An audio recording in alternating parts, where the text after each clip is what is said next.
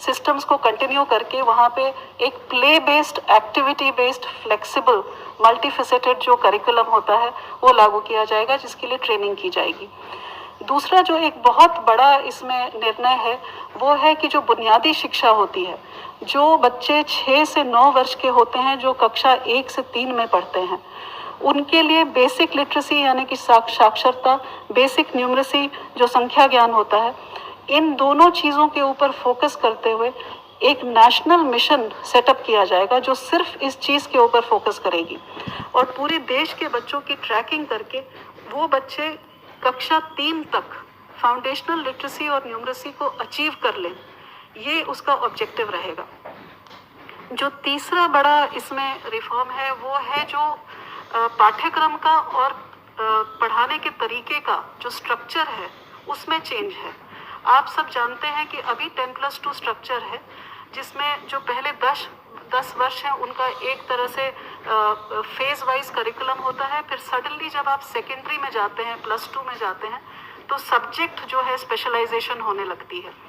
यहाँ पर जो हम सिस्टम लेकर के आए हैं वो 15 वर्ष का जो आप देख रहे हैं 5+3+3+4, उसमें 3 वर्ष तो पूर्व प्राथमिक है, मतलब 3 से 6 वर्ष जिसका पाठ्यक्रम बनेगा, और जो 12 वर्ष हैं उनको इस तरह से डिवाइड किया है कि वो कंटिन्यूटी, बुनियादी शिक्षा तक कंटिन्यूटी रहे। मतलब 3 से 6 वर्ष का बच्चा जो है 8 वर्ष तक एक ही पाठ्यक्रम, एक ही तरीके से पढ़ाई करे, play method, discovery method, activity based, experiential learning, ताकि वो फाउंडेशनल लिटरेसी और न्यूमरेसी अचीव कर सके। जो मिडिल स्कूल होगा, जो 6 to 8 वाला जो कक्षा है, उसमें जो है वो सब्जेक्ट इंट्रोडक्शन होगी और फिर सब्जेक्ट की एक्सप्लोरेशन होगी और वो मल्टी डिसिप्लिनरी अप्रोच होगा। उसी तरह जो +4 लिखा है वो 9th to 12th है। इसमें भी जैसा कि सर कह रहे थे, जैसा हायर एजुकेशन में है, कोई स्ट्रीम्स नहीं है, मल्टी डिसिप्लिनरी होगा। अगर बच्चा फिजिक्स के साथ, जैसा सर ने कहा, फैशन स्टडीज़ लेना चाहे, बेकरी कन्फेक्शनरी कुछ पढ़ना चाहे केमिस्ट्री के साथ, इट विल बी परमिटेड। तो ये पेडागोजिकल स्ट्रक्चर चेंज है, इसमें कोई फिजिकल स्ट्रक्चर यानी कि स्कूल की बिल्डिंग को चेंज करने की ज़रूरत नहीं है, ये पाठ्यक्रम में चेंज है। जो करिकुलम है इसमें खास करके भारण दिया गया है कि साइंटिफिक टेम्पर बच्चे का बचपन से 3 साल की उम्र से लेकर 18 साल तक, और उसी तरह मैथमेटिकल थिंकिंग। इनफैक्ट पॉलिसी में रिकमेंडेशन है कि कक्षा 6 से बच्चे को कोडिंग सिखाई जाएगी, क्योंकि कोडिंग से मैथमेटिकल और कंप्यूटेशनल थिंकिंग की शुरुआत होती है। तो 21st सेंचुरी स्किल्स भी उसके साथ समावेश किए जाएंगे। जो 5वां बुलेट है, जो अभी जो रिजिड सेपरेशन है कि ये एक्स्ट्रा करिकुलर एक्टिविटी है अगर आप स्पोर्ट्स में चले गए, ये को करिकुलर एक्टिविटी अगर आपने डिबेटिंग कर ली, आप म्यूज़िक सीखना चाहते हैं तो वो एक्स्ट्रा है, या वोकेशनल सीखना चाहते हैं तो वो नॉन अकेडमिक है। वो सारा जो सेपरेशन है वो हट जाएगा, सारे सब्जेक्ट्स पढ़ाए जाएंगे, music, arts, sports, vocational, academics, everything will be on the same level. Gifted children जो होते हैं, जो टैलेंटेड होते हैं, उनको आइडेंटिफाई करना बहुत ज़रूरी होता है। ये इंक्लूजन के लिए बहुत ज़रूरी है।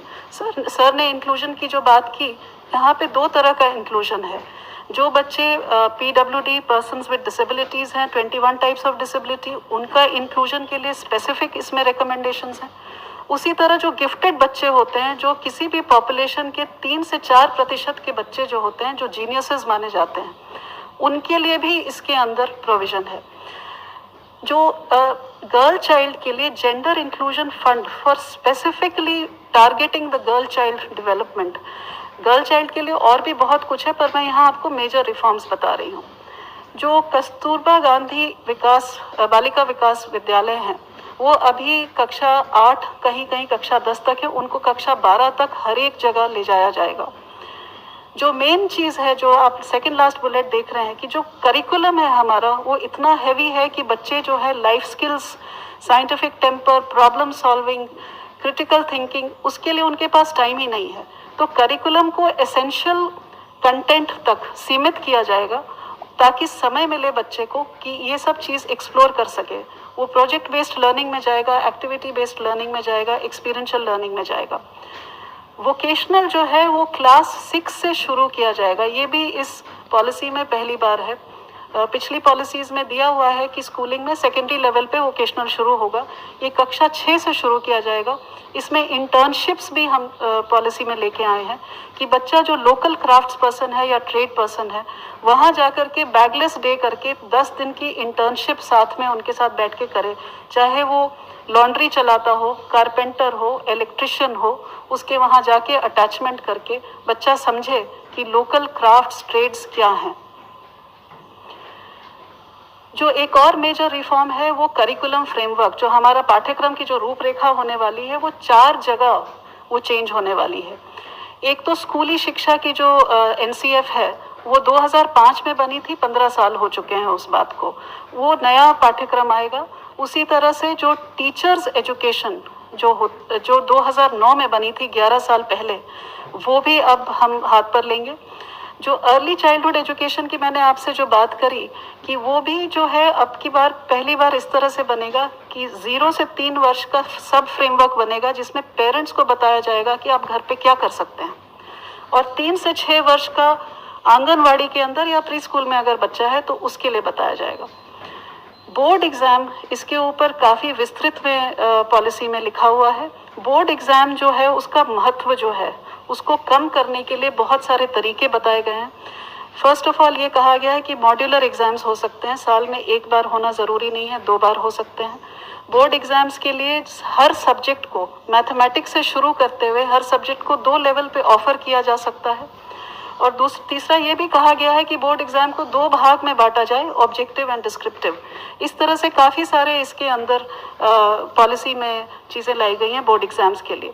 और ये भी कहा गया है कि बोर्ड एग्ज़ाम सिर्फ नॉलेज के एप्लीकेशन को टेस्ट करे, रोट लर्निंग को नहीं, जो आप रट करके जाते हैं उसको नहीं, लेकिन वहाँ जा कर के जो रोज़मर्रा की ज़िंदगी में आपके नॉलेज को अप्लाई करने की बात है उसको टेस्ट किया जाए। जो शिक्षा का माध्यम है उसमें ये लिखा है कि जहाँ तक पॉसिबिलिटी हो वहाँ तक 5वीं कक्षा तक मातृभाषा या नहीं तो क्षेत्रीय भाषा हो या घर की जो भाषा बोली जाती है उसमें पढ़ाया जाए, और हो सके तो 8वीं तक पढ़ाया जाए और उसके आगे भी पढ़ाया जाए जहाँ पॉसिबल हो। एक बड़ी इंटरेस्टिंग चीज़ इसमें लेके आए हैं कि जो बच्चे का जो आप रिपोर्ट कार्ड होता है, आप सबके बच्चों का रिपोर्ट कार्ड आता होगा, वो 2 पेज का होता है। एक साइड सब्जेक्ट लिखे होते हैं और उसमें कुछ मार्क्स और लाल रंग की लाइन वाइन कहीं डाल दी जाती है, और दूसरी साइड लिखा जाता है कि बच्चा क्लास में बात नहीं करता, बस इतने सा रिपोर्ट कार्ड होता है। ये एक होलिस्टिक रिपोर्ट कार्ड की बात हो रही है। इसमें 3 तरह के मूल्यांकन होंगे। एक तो खुद बच्चा अपना मूल्यांकन करेगा, दूसरा सहपाठी जो उसके हैं वो उसका मूल्यांकन करेंगे, और तीसरा उसके शिक्षक उसका मूल्यांकन करेंगे। और ये जो रिपोर्ट कार्ड है इसमें हर साल इस बच्चे को कौन सी लाइफ स्किल इस बच्चे में समावेश होनी चाहिए वो लिखा होगा, पेरेंट्स के साथ चर्चा होगी, और वो हर लाइफ स्किल के ऊपर चर्चा करता हुआ रिपोर्ट कार्ड बनेगा, जो हम लोग आर्टिफिशियल इंटेलिजेंस पे बेस करके जब बच्चा 12वीं कक्षा में निकलेगा तो उसके पास अपने पिछले 15 साल का पूरा एक, जिसको कहते हैं कच्चा चिट्ठा होगा, जिसमें लिखा होगा कि वो कौन कौन सी स्किल्स उसने इम्बाइब करी हैं। हर एक बच्चे का, चूंकि हम बुनियादी शिक्षा के ऊपर बहुत जोर देने वाले हैं, तो ऐसे हर एक बच्चे का लर्निंग आउटकम्स हमको ट्रैक करना पड़ेगा कि उस बच्चे ने बुनियादी शिक्षा, लिटरेसी और न्यूमरेसी उसको अचीव की है या नहीं, तो वो उसकी बात की गई है। एक नेशनल असेसमेंट सेंटर जिसका नाम परख रखा गया है, परख stands for performance analysis review, performance assessment review and analysis of knowledge for holistic development. बच्चे को परखने के लिए क्या करना चाहिए, ये जो सेंटर है, जो हमारे देश में करीब अभी 60 रिकग्नाइज्ड स्कूल बोर्ड्स हैं, उनके लिए स्टैंडर्ड्स, नॉर्म्स, गाइडेंस, ये पहली बार हो रहा है, ये किसी शिक्षा नीति में पहले कभी नहीं आया है। ये गाइडलाइंस देंगे ताकि जो हर एक स्कूल बोर्ड है, एक बेंचमार्क जो सेट किया जा रहा है वहाँ तक पहुँच सके। एनटीए जो है, नेशनल टेस्टिंग एजेंसी, वो हर एक यूनिवर्सिटी और कॉलेज को ऑफर करेगी एक एंट्रेंस एग्जामिनेशन, ताकि जो बच्चे हैं एक कॉमन एग्जामिनेशन से कॉलेज और यूनिवर्सिटी में एडमिशन ले सकें। ये मैंडेटरी नहीं है, ये ऑफर होगा एनटीए की तरफ से। टीचर्स के लिए एक नेशनल प्रोफेशनल स्टैंडर्ड तैयार किया जाएगा, जिससे टीचर की रोल एक्सपेक्टेशन क्या है और टीचर को किस बेंचमार्क पे पहुंचना है उसके बारे में एक स्टैंडर्ड तैयार किया जाएगा। ये एनसीईआरटी और एनसीटीई मिलकर तैयार करेंगे और ये पूरे देश में लागू होगा। बुक्स की प्रमोशन के लिए बुक ये पढ़ना कितना ज़रूरी है इसके ऊपर हम लोग बहुत जोर दे रहे हैं, क्योंकि बच्चा अगर पढ़ नहीं पाता है तीसरी कक्षा तक तो वो आगे उसका पढ़ाई जो है उसकी बहुत सीमित हो जाती है। तो books, reading and promotion policy, उसी तरह डिजिटल लाइब्रेरीज के ऊपर जोर रहेगा। सर ने जैसा बताया, स्कूल्स में भी एक ट्रांसपेरेंट ऑनलाइन सिस्टम होगा सेल्फ डिस्क्लोजर का स्कूलों का, for public oversight and accountability. अब इसके आउटकम्स क्या होंगे? पहली चीज़ तो मैंने जैसे कि कहा कि पूर्व प्राथमिक शिक्षा से लेकर के सेकेंडरी स्कूलिंग का यूनिवर्सलाइजेशन 2030 तक करने की बात है, क्योंकि सस्टेनेबल डेवलपमेंट गोल से ये पॉलिसी अलाइंड है।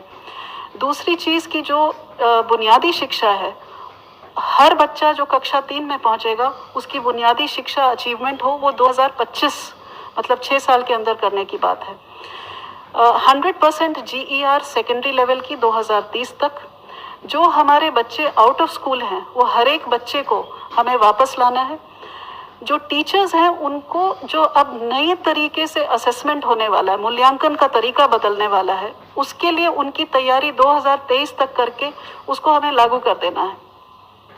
जो इंक्लूजन के लिए सर ने ऑलरेडी बात कर ली है कि हमको सारे बच्चों को, हर तरह के बच्चों को, किसी भी बैकग्राउंड से हो, किसी कम्युनिटी से हो, किसी कास्ट से हो, किसी रिमोट एरिया से हो, हर तरीके के बच्चों को समावेश करने के लिए स्पेशल पॉलिसी एस्पेक्ट्स हैं, वो 2030 तक सब पूरे किए जाएंगे। बोर्ड एग्जाम्स का मैंने आपको बता ही दिया है। हर बच्चे का इसमें ये लिखा है कि जब वो स्कूल से निकलेगा तो एक स्किल, एक वोकेशनल स्किल उसको वो हासिल करके निकलेगा। ये भी इसमें पॉलिसी में लिखा है। और जो कॉमन